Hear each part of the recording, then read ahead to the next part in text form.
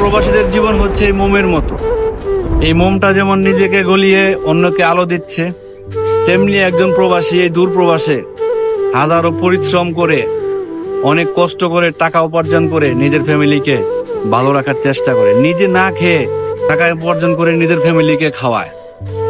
অবশেষে একজন প্রবাসী এই মোমের মতনই গলে যায়, মানে এই মোমটা যেরকম আলো দিয়ে যাইতেছে কিন্তু অবশেষে সে শেষ হয়ে যায় গলে। তো একজন প্রবাসীও সেম এরকমটাই, নিজের ঘাম বাই করে পরিশ্রম করে নিজে না খেয়ে ঘুম হারাম করে টাকা উপার্জন করে নিজের ফ্যামিলিতে দেয় কিংবা আত্মীয় স্বজন অনেকের দেয়।